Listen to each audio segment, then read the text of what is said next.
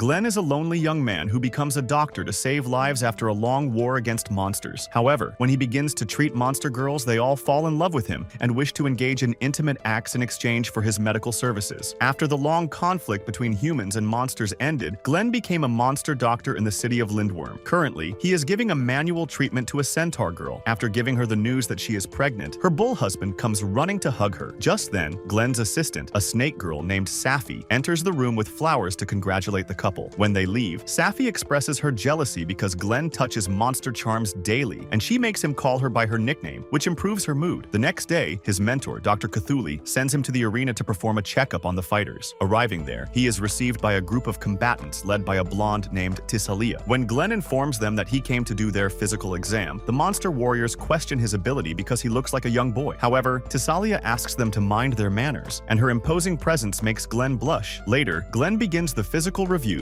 and asks a cat girl to withdraw from the competition for a few weeks due to an injury to her arm. However, she climbs onto his lap and asks him to inject her white medicine, which upsets Safi. After pushing the cat girl away, Tissalia enters to be reviewed and reveals that she is the heiress of a transportation company. She also mentions that she is looking for a strong man to do intense exercise and suggests that she is interested in Glenn, which upsets Safi again. After closing the office, Glenn prepares to go home when he runs into Tissalia's assistants. Kay and Lorna ask him if Princess Tissalia is okay, and even when he tells them that she is perfectly fine, they still seem worried. They reveal that until recently, Tissalia was one of the highest-ranked fighters in the entire arena, but for some reason, she has not won a single match in a long time. At night, Glenn cannot sleep while wondering what is happening with Tissalia, and Safi joins him in his study to see how he is doing. When he shares his concerns with Safi, her heart feels warm to see how kind Glenn is, so she brings him a drink to calm his nerves. While drinking, she asks him what could be the cause of Tissalia's fall, and Glenn believes it could be something that medicine cannot fix. He also says that he wants to visit the arena to see her match tomorrow, but Safi quickly holds him back, stating that she will not allow any other girl to try to court him. Glenn assures her that he is only treating Tissalia as a patient and asks her to accompany him tomorrow, which finally calms her down. The next day, Tissalia loses another match and becomes depressed because she is tarnishing her family's name. Refusing to accept it, she begins to train hard, but stops suddenly upon seeing Glenn watching her. She tells him that she does not know why she is losing her matches, and he explains that it is due to her hooves. He offers to trim them and put horseshoes on her, but she politely refuses due to her princess pride. However, Kay and Lorna hold her down, and when she sees all the intimidating equipment, she begins to panic because she is afraid of the pain. Nonetheless, Glenn handles her expertly and finishes the trim, making her emit high-pitched sounds. She finally calms down, but when she sees a horseshoe fresh out of the oven, she begins to resist with even more force than before. In the end, Safi has to hold her down with her tail, allowing Glenn to finish his work. The next day, Glenn observes how Tissalia wins all her matches and begins to thank Glenn loudly in the arena. Glenn simply waves back, but this makes Safi jealous, and she ends up squeezing him with her tail. A few years ago, Safi was brought to Glenn's family because their families were opening a joint business, and she was there as collateral. The contract went as planned, and after the end of the war, there was no need for Safi to stay as a hostage. While sitting in her carriage, she looked at Glenn and saw him crying because he had grown attached to her. Years later, both met at a medical academy and began working together again. In the present, Safi sees that she has run out of her sunscreen, and just then, Glenn arrives and offers to take her shopping. On the way, he asks her what other snake girls did when they did not have sunscreen, and she notes that they mostly remained nocturnal. She cannot be nocturnal because her job requires her to work during the day, although she is glad that Glenn takes care of her. She also notes that they have not gone shopping in a long time, and he tells her not to spend money on useless things. Shortly after, they arrive at the Marrow Canals, a transportation hub where many mermen carry boats from one canal to another. Noting the peaceful harmony between monsters and humans, Safi praises the advisor, Lady Scotty, who made everything happen. After stopping at the next stop, they pack a box of essential items, and Safi immediately asks the driver to take them to a gift shop. On the way, she sees some luxurious things in the shops and wishes to buy everything she sees, but Glenn tells her to stop using him as a bank account. However, he notes how happy she looks and ends up letting her buy whatever she wants, only for Safi to buy a small item. Claiming that the real gift is spending time with him, they also learn about a mermaid show held in the city, and although Safi wishes to see it, Glenn reminds her that they have a lot of work pending at home. Safi agrees to go home, but suddenly they are called by a monster girl who mistakes them for a couple and asks them to visit her store. Hearing this makes Safi feel really happy, and she insists that they check out what this store sells. After Glenn hesitantly accepts, the girl introduces herself as Lulala and reveals that she is selling songs for copper coins. Glenn wonders if he should pay for this, but Safi gets upset thinking that he was looking at Lulala's perfectly tanned body. To clear the air, Lulala tells them about the Lover's Bridge above them, which became famous after a human in a mermaid game sacrificed himself to consolidate their love. While Glenn doubts the story, story, Safi believes it, especially after Lulala tells them that their relationship will strengthen if they listen to her love song there. Seeing how desperate Safi is to win his affection, the man asks for 2 songs, but Lulala argues that he is paying for only one and should not rip her off because Lady Scotty herself is a fan of her songs. Glenn then reveals that he will pay for the second song in the form of a medical checkup because he is a doctor. Lulala accepts and sings a song with her soothing voice, but when she suddenly begins to cough, Glenn immediately suspects that something is wrong. She offers to start from the beginning, but Glenn tells her not to strain herself and asks the driver to take them to a secluded place so he can examine her. There, Lulala tells Glenn that she is fine and that she has no money for the checkup, but he tells her not to worry about that. Then he asks her to open her mouth and notices that there is some inflammation. Then he asks to see her chest, but she quickly covers herself, thinking that he is trying to cross the line. However, he explains that he only needs to check her breathing and uses his stethoscope to conclude that there is nothing wrong with her lungs. Then he asks her to show her gills and notices that they are open even though she is on land, inserting his fingers inside. He notes that they have dried out after being exposed to the air, which is causing inflammation. While Lulala emits sounds of relief due to his inspection, Safi asks her to hold on a little longer as it will end soon. Once the review is finished, Glenn asks her how much time she spends on land per day, and she tells him that she stays from dawn to dusk. Glenn anxiously tells her that although her body is adapted to land, she still needs to be mostly underwater to be healthy. He asks her why she puts herself through this misery, and she explains that it is because she desperately needs money. It turns out that her father left, leaving her siblings and her mother to fend for themselves. She is the oldest of 4 siblings, so she thinks it is her duty to work hard and help her family. She wishes to become famous enough to be hired by the Central Hall, but Glenn warns her that at this rate her health will worsen drastically. Just then, they see a boy falling into the river, and when Glenn asks his driver to help, the man says that the current is too strong to handle the boat. Without thinking, Lulala jumps into the water and grabs the boy, while Glenn and the others wait on the docks. Seconds later, she emerges with the boy, and while Glenn is busy doing CPR, she loses consciousness and falls into the river. After the boy wakes up, Glenn tells the mother to take the boy to a doctor, and Safi notes that Lulala is nowhere to be seen. This time, Glenn himself jumps in, noting how some mermaids perish underwater because they cannot switch from lung breathing to gill breathing while unconscious. Meanwhile, Lulala wakes up and realizes that she cannot breathe because there is water in her lungs. She accepts that she is going to die there, but just then, Glenn appears and joins his lips with hers, forcing her body to switch to gill breathing. After her gills begin to function, Glenn loses his breath and is about to faint, but Safi pulls them both out with her tail. Then she scolds him for being reckless and asks Lulala to get off Glenn because she is jealous. A few days later, Lulala is totally cured, and the whole town gathers to hear her sing in the Central Hall. When she finishes, she sees Safi and Glenn in the audience and approaches enthusiastically to thank them for the medicine they gave her. She also acts timid around Glenn, and Safi scolds him for joining his lips with a girl, even if it was an emergency. She then begins to blush and thanks Glenn personally before swimming away, and Safi notes that he sees her like a younger sister. A few days later, Glenn treats the girlfriend of an acquaintance by bathing her in a biological liquid that helps with slime regeneration, but she wants to bathe in his own biological liquid. After saying goodbye to her, Safi closes the office for the day, but they are interrupted when Lady Scotty herself appears at their door. Their city, Lindworm, is quite new and is the only place in the world where monsters and humans live freely in harmony. Such rapid development is unprecedented, and it is all thanks to advisor Scotty, who is the most powerful person in the city both in name and substance. Now she is at their door, and Glenn nervously asks her about the purpose of her visit, and she moves her lips, but he cannot hear her voice. Just then, a woman of great stature enters and introduces herself as Scotty's bodyguard and spokesperson, Kunai. She immediately tells them to show respect to Lady Scotty and bow before her. Safi whispers in Glenn's ear that Kunai is known for being a bit extreme. Kunai then speaks on behalf of Scotty, claiming that she lost her arm in a battle against bandits and the location of the arm is unknown. Scotty wants them to locate the arm and reattach it to Kunai's body, but Glenn asks her how she lost it. Scotty then reveals that she was cornered by many bandits and dropped her arm in the rush because she made a mistake. Glenn knows that Lady Scotty is a close friend of his mentor, Dr. Cthulhu, so he does not understand why she visited him instead. Scotty reveals that she actually went to Cthulhu first, but they denied her any assistance, and she is the one who directed Scotty to Glenn's clinic. Hearing this, Glenn asks Kunai what kind of monster she is because she is too robust to be a zombie, and Scotty reveals that Kunai is partly human. It turns out that she is a flesh golem made from human body parts, all thanks to an experiment linked to a doctor in the Far East. Later, when Glenn tries to help her, Kunai strictly refuses because she hates all doctors, but Glenn gently reminds her that Lady Scotty herself requested him to help her. Even so, she says that she will find her arm by herself and reattach it on her own before leaving the clinic. Afterwards, Glenn and Safi discuss how strange that doctor must have been to perform such experiments, and despite Kunai's hatred for doctors, Glenn believes it is his duty to help his patients. He packs up and decides to look for Kunai's arm. arm, asking Safi to take care of the other patients in his absence. Outside, Kunai sees a suspicious man and chases him into a dark alley where she is ambushed by him. Shortly after, Glenn begins to look for Kunai's arm, but admits that he has no idea where to look. Just then, he hears a scream and runs to find Tasalia, who points toward a severed leg in the street. Glenn casually walks toward it and begins to inspect it, noting that the cut is very old and must belong to Kunai. Tasalia begins to panic, thinking that someone was brutally murdered, but he assures her that it is only Kunai's leg. Meanwhile, Kunai crawls through the streets with half of her limbs missing, and she feels ashamed to face Lady Scotty in this state. When she stops to catch her breath, she suddenly feels someone touching her missing leg, which causes a thrilling sensation. On the other hand, Tasalia tells Glenn that Kunai is a former fighter in the arena and holds the record for most consecutive wins, so it is hard to believe that she lost her limbs to ordinary bandits. Glenn then pulls out a broken stitch and notes that the leg feels alive despite being separated from Kunai's body. Tasalia feels strange about the casual way he handles a severed leg, but he tells her that it is his daily job. She also notes that if the leg feels alive, Kunai might be feeling his touch while they speak, which prompts him to stop touching her leg. Back in the streets, Kunai deduces that it must be Glenn who is touching her, and even she finds it odd how she can still feel sensations in her leg, even though it is separated. She notes that it is the curse she has to live with, and even hears the voices of the bodies that make up her physiognomy. Back in the town, while Glenn casually carries Kunai's leg through the village, Lulala suddenly appears and asks if he is trying to rebuild a monster. When he tells her about Kunai, Lulala reveals that she found Kunai's arm in the canals earlier after cleaning its parts. He finds Kunai lying in an alley and offers to help her, even though she acts like she does not need help. Glenn explains that her stitches were poorly made and that he will reattach her body parts properly so they do not feel like they belong to someone else. Hearing this, she allows him to proceed, and Glenn sutures the blood vessels, noting that he also comes from the Far East. Kunai reveals that her creator made her feel no pain because he thought all pain led to suffering. However, Glenn notes that she is suffering even without the pain, and it is his job as a doctor to help her. While reattaching her nerves, he says that suffering only applies to those who are alive, and that is why she is as alive as he is. He adds that his job is to reduce suffering, and his kind words make Kunai blush. After finishing with the arm, Kunai feels much better than before, but then begins to blush because he has to attach her leg next. Meanwhile, a well-known Spider-Woman visits the clinic with a gift and is disappointed to learn that Glenn is not there. She asks Safi to bring that man to the tavern, but when she refuses, the Spider-Woman teases, saying that Glenn must be spending intimate time right now, much to Safi's frustration. In the alley, Kunai emits sounds of joy while Glenn reattaches her leg, but the man remains strictly professional and finishes the job. Leaving, Kunai feels frustrated because he left her in a state of much turmoil and promises to punish him later for his shameful act. However, she also thanks him for everything he has done for her before returning, without knowing that some bandits are watching Glenn. That night, when the good doctor returns home and begins to look for Safi, upon hearing his voice, she appears from behind a curtain with a bulge in her belly, revealing that she has become pregnant. Glenn is totally stunned by such news. Years ago, when Glenn was separated from Safi, he began to study monsters and how they lived. Eventually, he enrolled in a medical school where he reunited with Safi, who was also under the tutelage of Dr. Cthulhu. During those years, they became close again until finally, Glenn opened his own clinic and hired Safi as his assistant. In the present, when she tells him that she is pregnant, Glenn asks her to stop joking because her species lays eggs. He leans down to see if she is hiding a balloon under her dress, but Safi reveals a basket with an egg that she received from her friend before. Upon inspecting it, he notes that it is not yet fertilized, but Safi's attention is diverted to some men outside. In seconds, the men enter the clinic, but Safi knocks out one of them, allowing her and Glenn to escape through the back door. Safi believes that these are the same men who were chasing Kunai, and they must have mistaken him for a threat to their plan. She believes they were trying to take Glenn hostage, but then shows her terrifying face and promises to finish them off with her strength. Glenn asks her to calm down and suggests they inform Lady Skady, but just then, Kunai arrives carrying one of the bandits and reveals that she has already taken care of it. It turns out that these individuals are slave traders who are sending harpies to a distant place and forcing them to lay eggs so they can sell them for money. Glenn shows her the egg he is holding, and she confirms that this is also one of those eggs. She is sure that these traders will go after him again if they find out about the egg, so Safi requests protection from the council. However, Kunai refuses and neutralizes another bandit trying to ambush her. Then she asks them to accompany her to the canals, and on the way, she tells them about her operation to expose these traders tonight. Safi reminds her that civilians are involved in a government operation, but Kunai assures them that being with her is their safest option tonight. Then she takes them to her boat, where they find Lulala and Lady Scotty joining the mission. Upon beginning to move, Safi asks why Lulala is moving her boat, and learns that she had made a deal with Lady Scotty to help her on some missions in exchange for permission to sing in the central hall. Glenn accuses them of taking advantage of a poor girl, and despite Kunai shouting at him not to criticize, Scotty admits that it is the truth. Kunai then explains that Lulala was the best option for this job since nobody suspects her, and that she is also being paid generously. Glenn argues that she is not old enough to participate in such jobs, but Lulala herself asks Glenn not to worry, as she is allowed to leave if things get too dangerous. Seeing her determination, Glenn finally calms down and they proceed to the trader's hideout. On the way, Kunai explains that patrols have already been placed near the hideout and that they will attack from the front to create a distraction. While her squad sneaks through the back, upon approaching, some bandits appear on a bridge and begin to shoot arrows at them. However, Taisalia arrives with Kay and Lorna and faces the bandits, allowing Glenn and the others to slip away. The leader of the bandits gives a speech on how monsters and humans cannot live together, but Taisalia does not believe it and defeats them. Meanwhile, Scotty asks Lulala to withdraw since her job is finished, but as soon as they enter, they come face to face with the ringleader of the traders. After exchanging a few words, the leader begins to fight with Kunai, who asks Scotty and the others to go in and free the harpies. The ringleader notes that Scotty will be unprotected, but Kunai argues that Scotty is very powerful by herself. Just when the patrol from the main door enters, Scotty clears the path ahead until they find a room where 3 harpies are imprisoned. Glenn gently approaches them and assures them that he has come to the rescue, but notes that the harpies have been losing feathers due to the bad environment and stress. He also learns that one of the harpies has been sick for a while, so he immediately begins to perform his medical duties. After checking her, he concludes that an egg has become stuck inside and they must take care of it because it is extremely painful. Shortly after, he begins to help her, but the bandits enter the room, only for Safi to stop them with her tail. While fighting, she remembers how her mother tasked her with eliminating Glenn and his family in case the war continued, but fortunately, that never happened. She wonders if she would hurt Glenn if things did not go well, but just then, a bandit wounds her with a poisoned dagger, causing her to collapse. She then looks at Glenn, who is still helping the harpy, and notes that he is amazing before losing consciousness. When she wakes up, she finds herself in a council room next to Glenn, who explains that the poison only put her to sleep because she is a lamia. He adds that he knew she would be safe, and that is why he did not attend to her immediately, and this makes her smile. He also informs her that the traitors have been arrested and all the harpies are safe, but Safi feels guilty about her past and reports that she belongs to a family of assassins. Glenn tells her that he already knew it because his father investigated her family before starting a business with them, which leaves Safi dumbfounded. Glenn further reveals that his own family had the same idea of assassinating her, and one of his servants even poisoned her food once without taking care of her. That was the first time he became interested in medicine and did everything possible to cure her. Hearing this, Safi gets very excited and quickly pins him to the bed to show him what she can do as a lamia. Before things get too heated, she collapses again, and Glenn reveals that the poison is still in her system. After that, she hides under the blanket, and when Glenn tells her to rest, she asks him to hold her tail to feel safe. A few days later, Glenn and Safi use Tassalia's transportation service to head to the harpy village. It turns out that Cthulhu asked them to visit the village and check on the harpies, and Safi is a little upset because they had to close the office. Glenn also admits that he was a bit surprised by it, but he is also curious to know how that harpy is doing. Safi learns that she was taken back to her village, but she has no family and cannot even fly because she has lost too many feathers. Just then, their carriage stops because Tassalia is too exhausted from such a long journey, but she is determined to move forward because she wants the doctor to attend to her with his stethoscope. Shortly after, they climb up rocky terrain and are hit by a landslide, but Kay and Lorna jump over Tassalia to protect her. Glenn and Safi run outside to make sure they are okay, and while Tassalia and Lorna seem fine, Kay seems to have been injured by the landslide. As Glenn examines her, he learns that she has fractured her leg, and Tassalia cries because she thinks it is her fault. Just then, a group of harpies arrives to guide them, and when they see that Kay has been injured, they offer to take her to the village. After a short trip, the whole squad arrives at the village, and when Safi feels a bit cold, Glenn gives her his coat, which makes her blush. Just then, a peculiar-looking harpy arrives and introduces himself as the village chief. He reveals that Kay has been sent to the guest house, so while Tassalia stays to discuss business with the chief, Glenn goes to check on Kay. Once there, Glenn is relieved to learn that her leg is not fractured, but sprained, and asks her to rest. Kay insists on helping Tassalia, but when she fails to stand up, Lorna promises to do double the work until she recovers completely. After that, Glenn establishes his consultation in the village, and a large line of harpies forms outside. After a while, the harpy he saved appears at the window to personally thank Glenn, which makes Safi jealous. Glenn notes that Illy, the one he treated, did not come with them because she did not want to see him. Later, Glenn goes for a walk and finds Lorna alone by the river. When he asks her why she is here, he learns that she got distracted and separated from Tassalia. Lorna asks how Kay is doing, and he tells her that she is resting before asking her how she and Kay are related. Lorna reveals that both are war orphans who were raised to become assistants, and Lady Tassalia took them in when they were younger. Just then, Tassalia appears and anxiously mentions to Lorna that she has been distracted all day, but Lorna does not seem to believe it by nightfall. Tassalia brings the matter up to Glenn, revealing how Lorna has been acting strangely since they arrived at this village. She also mentions that Lorna started saying random things when they met with the village chief, which prompts Safi to ask what the meeting was about. out. Tasalia reveals that she is thinking about expanding her transportation business by hiring harpies for rapid package delivery, but her 2 assistants are out of commission. She asks Glenn to examine Lorna too, but Glenn asks her to give Lorna some time because she may just be worried about Kay. However, Tasalia gets anxious because she cannot do anything without her assistants, so she bribes them with 10 bottles of the best wine available. Safi immediately accepts the bribe, and after Tasalia mentions that she and her assistants are like sisters, Glenn agrees to help. That night, Glenn racks his brain thinking about how he can help Lorna, because the main problem is that she is stressing out over Kay's injury. Just then, Safi tells him that centaurs undergo harsh training to be who they are, and Glenn decides to train Lorna himself. He puts a blindfold on her and lets her be alone with her thoughts, and this helps calm her mind a bit. After that, he ties her up firmly and pulls her, making Tasalia wonder if he is a doctor with other intentions. In reality, he is only helping her realign her bones, which in turn makes Lorna even more relaxed. Safi finds this method quite strange, and Glenn says it works so well because Lorna really likes being restrained, finally seeing her be herself. Tasalia hugs Lorna and says she loves them both very much and wishes nothing but their happiness. Safi then asks Glenn if Lorna will attend to Tasalia in her current state, but Lorna says she will do anything for her lady. Later, Lorna meets with Kay, who asks her why she is all tied up, and Lorna mischievously says it is thanks to the good doctor. Upon hearing this, Kay suddenly begins to act suspiciously and speaks of paying Glenn with something money cannot buy. Before he can say anything, both girls corner him closely and explain that in their culture, assistants are shared between husband and wife. They want Glenn to marry Tasalia so they can receive his affections, and to convince him, they want to offer him a sample before the full experience. However, Glenn proves to be very shy and runs away, but the girls promise him that they will make him marry Tasalia so they can give him special rides. A few days later, Kay fully recovers from her injury thanks to Glenn's treatment, and all that is left to do is examine Illy. As she refuses to see Glenn, he wonders if he did something wrong, but Tasalia reveals that she has something to tell him. Later, she reveals that Illy requests to see her instead of Glenn, but she is confused because she has never met Illy before. Shortly after, they arrive at her cabin, and Glenn knocks on the door before entering a floor full of her feathers. He finds Illy huddled in a corner of the room, and while others help clean the place, Glenn tries to talk to her. Although Illy began to act difficult, Glenn handled her expertly and she allowed him to check her feathers. He notes that the colors are not as vibrant and the length is also reduced, which indicates to him that she is a great flyer. When he tries to touch them, Illy begins to feel immense pain, but holds on while Glenn pulls out one of her feathers. He then proceeds to touch her head, after which he suddenly puts his hands in her armpits. Illy is surprised and screams, and Glenn tells her to relax because he is only taking her temperature. After she lets him do it, he concludes that her temperature seems fine just before Safi stops him and reminds him to be gentler with girls. Then she leaves him on the ground, and Glenn recomposes himself to reveal that Illy does not have any disease and is only molting. While explaining how molting works, Illy screams that he is lying because whenever she molted before she could fly perfectly well. Glenn tries to calm the impulsive youngster, but she begins to stomp on the ground and tells everyone to leave her. Once again, Glenn tries to reason with her, but she loses her temper and attacks him, only for Tasalia to block her. Then she asks Illy to apologize, but instead she runs out of the cabin and leaves everyone worried about her. Glenn suggests that they follow her because she is more reckless than she seems, but Tasalia asks him to let her handle it. Later, she finds her by the river, and upon approaching, Illy tells her that she is a big fan of hers and watches all her matches in the arena. She also reveals that she wants to be a cool fighter like her, but Tasalia explains that the arena is not for young girls like her. However, Illy says she grew up in the suburbs and knows how to fight, but Tasalia explains that fighting is not the only thing she needs in the arena. When Illy does not heed her words, she picks up a stick and challenges the small bird to a fight. Tasalia gives her a lesson on discipline and respect, which she lacks, before starting the fight. Shortly after, Tasalia finds herself receiving treatment for her wound from Glenn, revealing that she gave Illy a beating, but the bird managed to hit her in the face. Safi asks why she felt the need to fight her, and Tasalia says she could not tolerate Illy disrespecting Glenn after he tried to help her. Safi understands the sentiment and says she has been imagining 100 ways to punish Illy, but Glenn asks her to calm down because they need to help her. Tasalia then reveals that after beating Illy, she asked her to stop being a fighter and live in this peaceful village. However, the girl insisted that she did not belong here, and that was when Tasalia realized that she was facing some internal problems. Then she hands Glenn one of Illy's flight feathers that she lost during the battle, and Glenn immediately realizes what is wrong with her. The next day, Tasalia travels through the village and collects all the feathers that match Illy's, hoping that Glenn will solve her case and she will find a place where she belongs. Just as they begin to chat, Safi suddenly arrives with a basket full of all the feathers she could find in the village. Clearly jealous that Glenn is getting closer to another monster girl. Turning around to leave, Tasalia asks Glenn to pay some attention to Safi too, and he realizes she is right when he hears her sneeze. Just then, a villager informs them that Illy has left the village, so Glenn immediately goes out to look for her. That night, Illy stands on a tree while remembering how free she felt when she could fly, but due to her molting, she feels trapped trapped and unable to take flight. She also remembers that Tasalia told her she cannot fly forever and that she must land someday, but Illy cries because she does not know where she belongs. Meanwhile, Glenn and the others look for her everywhere, and Safi uses her abilities to locate her. Upon approaching her, she begins to complain and asks Glenn why he is gathering her feathers in such a strange way. Glenn promises that he has no bad intentions and only uses them to examine her condition. He then reveals that this molt of hers is different from the previous ones because now her adult feathers are growing. It turns out that she has the blood of the phoenix in her, and once her transition is complete, fiery wings will grow